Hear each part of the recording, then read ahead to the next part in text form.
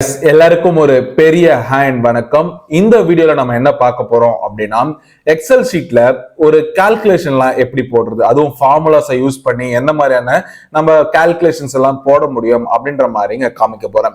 So ஆக்சுவலா இங்க என்கிட்ட ஒரு ஸ்டூடெண்ட்ஸ் லிஸ்ட் இருக்கு. அவங்க 5 சப்ஜெக்ட்ல ஸ்கோர் பண்ண மார்க்ஸ் இருக்கு.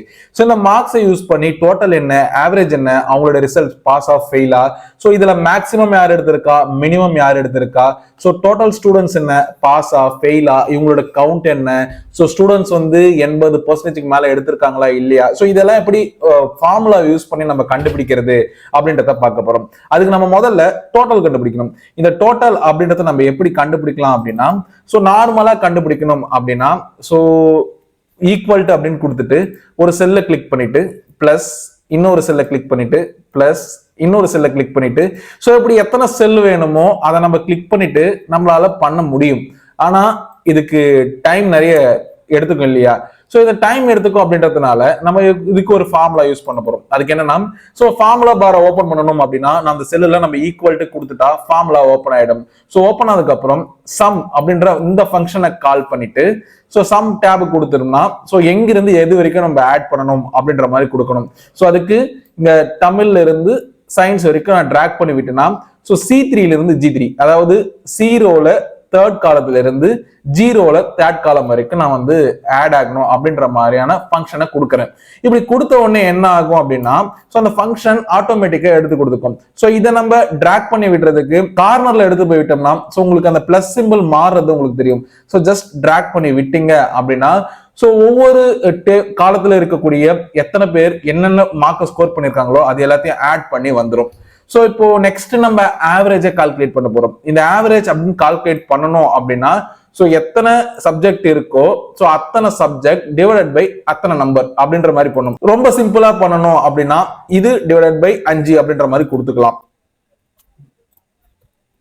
இப்ப ஆக்சுவலா இப்ப நான் இந்த HSL கிளிக் பண்ணிட்டேன். சோ HSL கிளிக் பண்ணதுக்கு அப்புறம் டிவைடட் பை 5, ஏன்னா 5 சப்ஜெக்ட் இருக்கு. சோ இந்த மாதிரி நம்ம ஒவ்வொன்றுத்துக்கும் பண்ண முடியாது இல்லையா, அதனால நம்ம என்ன பண்ணலாம் அப்படின்னா, இதுக்கு ஆவரேஜ் அப்படின்ற ஃபங்க்ஷன் நம்ம கால் பண்ண போறோம். சோ எதுல இருந்து எது வரைக்கும் வேணுமோ அதை நம்ம செலக்ட் பண்ணிட்டோம் அப்படின்னா, சோ அதை செலக்ட் பண்ணிட்டு க்ளோஸ் த பிராக்கெட் கொடுத்துட்டு என்டர் அடிச்சோம் அப்படின்னா, சோ அதே மாதிரி ஃபங்க்ஷன் வந்துரும். நம்ம இந்த இடத்துல மாத்தினாலும் இங்க வேல்யூ சேஞ்ச் ஆகும். சோ இப்போ பாத்தீங்கன்னா நமக்கு ஆவரேஜும் கிடைச்சிடுச்சு. அடுத்து நம்ம ரிசல்ட் சொல்லணும். இந்த ரிசல்ட் என்ன மாதிரி சொல்லணும் அப்படின்னு பாத்தீங்கன்னா, பாஸா இல்ல ஃபெயிலா அப்படின்னு சொல்லணும். இந்த பாஸ் அப்படின்னா நம்ம என்ன பண்ணுவோம், சோ எல்லா சப்ஜெக்ட்லயும் 35 அல்லது அதுக்கு அதிகமா அப்படின்ற மாதிரி எடுத்துக்கணும். சோ இந்த மாதிரி இருந்தா மட்டும்தான் நம்ம பாஸ் அப்படின்றத சொல்லணும். இதுக்கு நம்ம இஃப் கண்டிஷன் யூஸ் பண்ண போறோம். அதே நேரத்துல அண்ட் அப்படின்ற ஒரு கேட்டை நீங்க பிசிக்ஸ்ல படிச்சிருப்பீங்க 12th. அதாவது கொடுத்திருக்கிற எல்லா விஷயங்களும் ட்ரூவா இருந்தா மட்டும் அதை ஆர்குமெண்ட்டை பாஸ் பண்ணு, இல்லைன்னா இந்த ஆர்குமெண்ட்டை பாஸ் பண்ணு, சோ அப்படின்றது. சோ இப்ப நம்ம இஃப் கண்டிஷனையும் அண்ட் அப்படின்ற இந்த கேட்டையும் யூஸ் பண்ணி தான் இப்ப நம்ம பாத்தீங்கன்னா ரிசல்ட்டை நம்ம கொடுக்க போறோம். அதுக்கு நம்ம இஃப் அப்படின்றத கால் பண்ணிக்கிறோம். சோ அதுக்கு முன்னாடி ஈக்குவல் டு கொடுத்துக்கணும். இஃப் அப்படின்ற கண்டிஷனை கால் பண்ணிட்டு ஒரு பிராக்கெட்டை ஓபன் பண்ணிட்டு அண்ட் அப்படின்னு கொடுக்குறோம். இந்த அண்ட்ன்றது தான் பாத்தீங்கன்னா ஒரு ஆர்குமெண்ட், ஒரு ஃபங்க்ஷன். இப்போ இஃப்ன்ற கண்டிஷனுக்குள்ள இந்த அண்ட், அதாவது கொடுத்திருக்கிற 3 கண்டிஷனையும் பாஸ் பண்ணா ஒரு வேல்யூவும், இன்கேஸ் அந்த வேல்யூ இல்லைன்னா என்ன அப்படின்றத நம்ம பாஸ் பண்ண போறோம். அப்போ நம்ம இஃப்க்கு பக்கத்துல அண்ட்ன்ற ஃபங்க்ஷனை கால் பண்ணியாச்சு. சோ இப்போ அந்த அண்டுக்கு ஒரு கண்டிஷன் கொடுக்கணும். அதுக்கு நம்ம என்ன பண்ணணும்னா, அண்டுக்கு பக்கத்துல ஒரு பிராக்கெட் ஓபன் பண்ணணும். சோ இந்த அண்டுக்கு பக்கத்துல ஒரு பிராக்கெட் ஓபன் பண்ணிட்டு, சோ ஒவ்வொரு சப்ஜெக்ட்டுக்கும் நம்ம ஆர்குமெண்ட்டை பாஸ் பண்ணணும். சோ இப்ப தமிழ் அதோட மார்க் பாத்தீங்கன்னா நம்ம செலக்ட் பண்ணியாச்சு. அது C3 அப்படின்ற அந்த ஒரு செல்லுல இருக்கு. So greater than or equal to 35. இதே மாதிரி நம்ம ஒவ்வொரு செல்லுக்கும் கொடுத்துக்கணும். இப்போ இந்த அண்டுன்றதுக்கான கண்டிஷன் கொடுத்தாச்சு. இப்போ நம்ம இந்த பிராக்கெட்டை க்ளோஸ் பண்ணிக்கிட்டு வேல்யூ ட்ரூவா இருந்துச்சுன்னா என்ன வரணும், வேல்யூ ஃபால்ஸா இருந்ததுன்னா என்ன வரணும். வேல்யூ ட்ரூவா இருந்துச்சு அப்படின்னா நம்ம இந்த இடத்துல நம்ம டெக்ஸ்ட தான் கொடுக்குறோம். அப்போ டபுள் கோட்ஸ்ல போட்டுக்குங்க. வேல்யூ ட்ரூவா இருந்துச்சு அப்படின்னா பாஸ், இன்கேஸ் அது ஃபால்ஸா இருந்துச்சு அப்படின்னா ஃபெயில். இப்போ நான் டபுள் க்ளோஸ் கோட்ஸ் பண்ணிக்கினேன். ஸோ இப்போ அண்டு கேட்டையும் நான் க்ளோஸ் பண்ணிக்கிறேன். ஆக்சுவலா இப்போ இதுல என்ன கொடுத்துருக்குன்னா, ஒருவேளை இந்த கண்டிஷன் எல்லாம் பாஸ் ஆகி இருந்தது அப்படின்னா பாஸ்னும், இன்கேஸ் இதுல ஏதாவது ஒண்ணு இல்லை அப்படின்னாலுமே ஃபெயில் அப்படின்ற மாதிரி தான் நான் கொடுத்துருக்கேன். இப்போ என்டர் அடிச்சோடனே ஸோ இந்த இடத்துல விஜய்ன்றவர் பாஸ் பண்ணிட்டாரு. ஸோ இதே மாதிரி நம்ம இதை டிராக் பண்ணி விட்டுட்டோம் அப்படின்னா யாரெல்லாம் பாஸ் யாரெல்லாம் ஃபெயில் அப்படின்ற மாதிரி வரும். ஸோ ஒருவேளை இப்போ நான் இங்க இந்த மார்க்கை நான் மாத்துறேன். இப்ப ஆட்டோமேட்டிக்கா பாருங்க இந்த 55 அப்படின்ற பாஸ் வேல்யூ மாத்தின உடனே இங்க வந்து பாத்தீங்கன்னா ஸ்வேதான்றவங்க பாஸ் பண்ணிட்டாங்க. சோ ஆக்சுவலா இப்படிதான் ஒரு ஃபார்முலா வந்து பாத்தீங்கன்னா ஒர்க் ஆகுது. சோ இப்ப இந்த இடத்துல சோ இது எல்லாமே நம்மளுக்கு வந்துருச்சு. அதாவது ஒரு டோட்டல் வேல்யூ கண்டுபிடிச்சாச்சு, அதுக்கு தேவையான ஆவரேஜ் வேல்யூ கண்டுபிடிச்சாச்சு. சோ ரிசல்ட்ல வந்து பாஸா ஃபெயிலா அப்படின்றத கண்டுபிடிச்சிட்டோம். சோ ஆக்சுவலா இப்ப வந்து எல்லா விஷயத்தையும் நம்ம போட்டாச்சு. இப்போ மேக்சிமம் யாரு மினிமம் யாரு அப்படின்றத நம்ம கண்டுபிடிக்கணும். அதுக்கு நம்ம வந்து ஃபங்க்ஷனை இப்ப கால் பண்ண போறோம். மேக்ஸ் அப்படின்ற ஃபங்க்ஷனை கால் பண்ணோம் அப்படின்னா சோ எதுல இருந்து எதுக்குள்ள நான் கண்டுபிடிக்கணும் அப்படின்ற மாதிரி ரேஞ்ச் கேக்குது. அந்த ரேஞ்சை நான் செலக்ட் பண்ணிட்டு பிராக்கெட்டை க்ளோஸ் பண்ணிட்டு என்டர் அடிச்சேன் அப்படின்னா சோ யாரு மேக்சிமம் அப்படின்ற அந்த வேல்யூ, அதாவது யார் அதிகம் அப்படின்ற அந்த வேல்யூ எடுத்து கொடுத்துருச்சு. இன்க்ளூடிங் ஆவரேஜ் வரைக்குமே எடுத்து கொடுத்துருச்சு. ஸோ எல்லாமே நம்ம வந்துடுச்சு. இப்போ நெக்ஸ்ட் நம்ம மினிமம் சேம் தான். மேக்ஸுக்கு பதிலாக மினிமம் அப்படின்ற இந்த ஃபங்க்ஷனை நம்ம கால் பண்ண போறோம். ஸோ மினிமம் கால் பண்ணிட்டு சேம் ரேஞ்ச் செலக்ட் பண்ணிட்டு நம்ம பிராக்கெட்டை க்ளோஸ் பண்ணிட்டோம் அப்படின்னா நமக்கு மினிமம் வந்துடு. ஸோ ஹரிசாண்டலா நம்ம எடுத்தாலும் அந்த ஃபார்முலா எல்லாம் நமக்கு டிரான்ஸ்பர் ஆகும். அதே நேரத்துல வெர்டிகலா நம்ம எடுத்தாலுமே அதுக்கான ஃபார்முலாஸ் வந்து நமக்கு டிரான்ஸ்பர் ஆகும். ஸோ நெக்ஸ்ட் நம்ம இப்ப கண்டுபிடிக்க போறது என்ன அப்படின்னு பாத்தீங்கன்னா கவுண்ட் கண்டுபிடிக்க வரும். இப்போ டோட்டல் ஸ்டூடெண்ட்ஸ் எத்தனை பேர் இருக்காங்க? 10 பேர் இருக்காங்க. ஸோ இந்த 10 பேரை வந்து இப்போ ஒருவேளை 500 பேர் 1000 பேர் இருந்தாங்க அப்படின்னா ஸோ அதை நம்ம ஒவ்வொன்றா உட்காந்து கவுண்ட் பண்ணிட்டு இருக்க முடியாது இல்லையா? ஸோ அதுக்கு நம்ம ஒரு ஃபார்முலா இருக்கு. ஈக்குவல் டு கவுண்ட் அப்படின்ற இந்த ஃபங்க்ஷனை நம்ம கால் பண்ணிட்டு ஸோ இதுக்கு நான் சீரியல் நம்பரை எடுத்துக்கிறேன். ஸோ சீரியல் நம்பர் எடுத்துக்கிட்டு ஸோ அந்த செல், அதாவது நம்ம முதல் நம்பர்ல இருந்து எந்த செல்லுல இருந்து எந்த செல்லு வரைக்கும் நம்ம கவுண்ட் பண்ணணுமோ ஸோ அந்த செல்லை ட்ராக் பண்ணி விட்டுட்டு நம்ம பிராக்கெட்டை க்ளோஸ் பண்ணி என்டர் அடிச்சோம் அப்படின்னா 10 அப்படின்ற நம்பர் வருது. பேசிக்கா இது என்ன சொல்லுதுன்னா அவங்க பாஸ் ஆயிருக்காங்க ஃபெயில் ஆயிருக்காங்க என்ன பண்ணிருக்காங்கலாம் முக்கியம் இல்லை, மொத்தமா எத்தனை கவுண்ட் இருக்கு அதுதான் எனக்கு வேணும். ஸோ அதை வந்து பாத்தீங்கன்னா இந்த சீரியல் நம்பர் காலத்தை வச்சு நான் எடுத்து கொடுத்துட்டேன். ஸோ நெக்ஸ்ட் எத்தனை ஸ்டூடெண்ட்ஸ் பாஸ் ஆயிருக்காங்க அப்படின்ற அந்த கவுண்ட் மட்டும் தான் வேணும். அதுக்கு நம்ம கவுண்ட் இஃப் அப்படின்ற இந்த ஒரு ஃபார்முலாவை எடுக்கலாம்.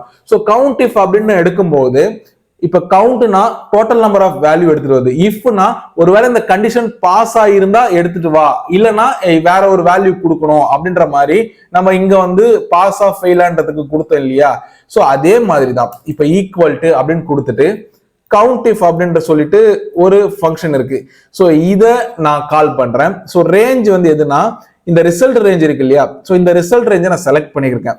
கமா ஸோ கிரைட்டீரியா என்ன அப்படின்னா ஸோ இப்போ வந்து நான் இப்போ இந்த இடத்துல ஒரு கண்டிஷனை தான் கொடுக்க போறேன். இன்கேஸ் நம்பரா இருந்தா நீங்க டைரக்டா கொடுக்கலாம்.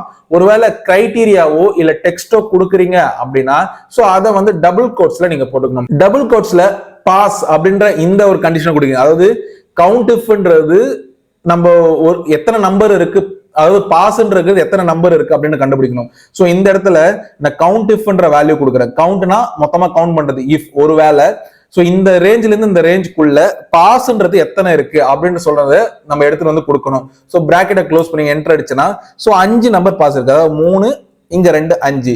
ஸோ இது இருக்கு. ஸோ சேம் தான் ஈக்குவல் டு கவுண்ட் இஃப் அப்படின்னு நம்ம கொடுத்துட்டு ரேஞ்ச் வந்து நம்ம செலக்ட் பண்ணிக்கிறோம். ரேஞ்சை செலக்ட் பண்ணிட்டு கிரைட்டீரியா வந்து பாத்தீங்கன்னா ஃபெயில்னு இருந்தா எனக்கு வந்து கவுண்ட் கொடு அப்படின்ற மாதிரி இருக்கு.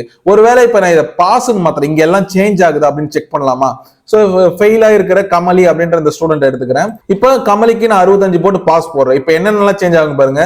இப்போ என்டர் அடிச்ச உடனே ஸோ இது சேஞ்ச் ஆச்சு, இது சேஞ்ச் ஆச்சு, பாஸ்ன்றது சேஞ்ச் ஆச்சு. இந்த இடத்துல பாத்தீங்கன்னா நம்பருமே சேஞ்ச் ஆயிடுச்சு.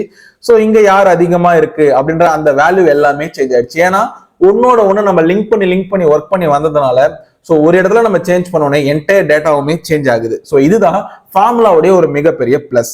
ஸோ இப்போ வந்து நம்ம ஒரு விஷயத்தை கண்டுபிடிக்க போறோம்.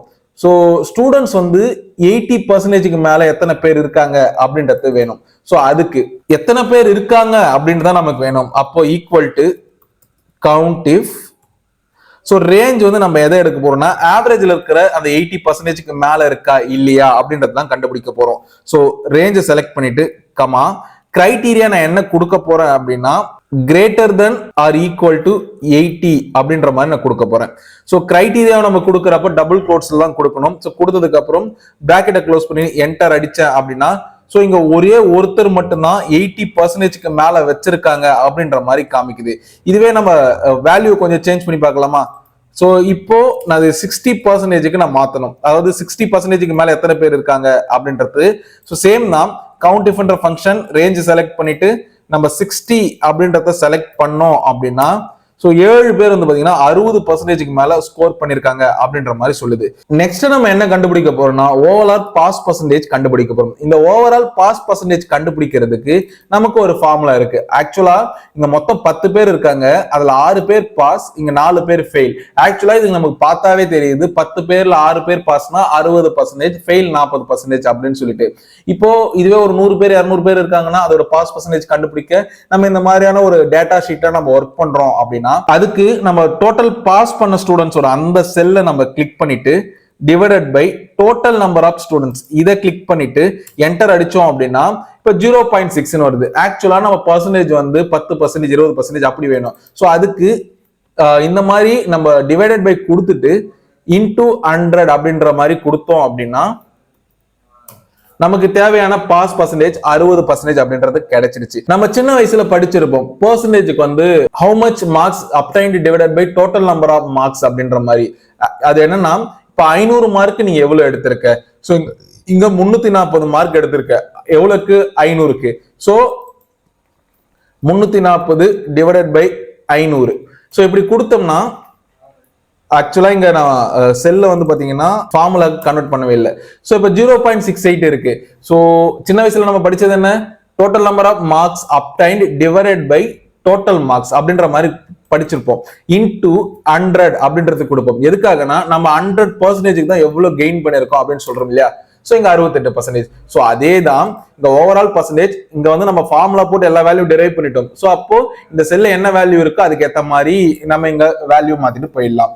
சோ இப்போ சொன்ன வீடியோ உங்களுக்கு புரிஞ்சிருக்கும், பிடிச்சிருக்கும் அப்படின்னு நம்புறேன். சோ இந்த வீடியோ நம்ம கட்டுக்கிறது சோ சம் ஃபங்க்ஷன்னா என்ன, ஆவரேஜ் ஃபங்க்ஷன்னா என்ன, சோ இஃப் ஃபங்க்ஷன்னா என்ன, அண்ட் கேட்டை யூஸ் பண்ணி நம்ம எப்படி ஒரு இஃப் ஃபங்க்ஷனை வந்து கால்குலேட் பண்றது, மேக்ஸிமம் ஃபங்க்ஷன், மினிமம் ஃபங்க்ஷன், இது எல்லாமே படிச்சிருக்கும்.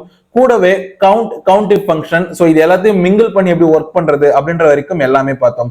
இந்த வீடியோ உங்களுக்கு பிடிச்சிருந்தா ஒரு லைக் பண்ணுங்க, பிடிக்கல அப்படின்னா டிஸ்லைக் பண்ணுங்க. அண்ட் தென் ஏன் பிடிக்கல அப்படின்றதுக்கான காரணத்தை கீழே கமெண்ட்ல சொன்னீங்கன்னா நான் அடுத்து வர வீடியோ திருத்திக்க முயற்சி பண்றேன். இது வெப்டெக் அகாடமி. ஒன்னா படிக்கலாம், சேர்ந்து படிக்கலாம், ஒன்னா வளரலாம். தேங்க்யூ, தேங்க்ஸ் ஃபார் வாட்சிங்.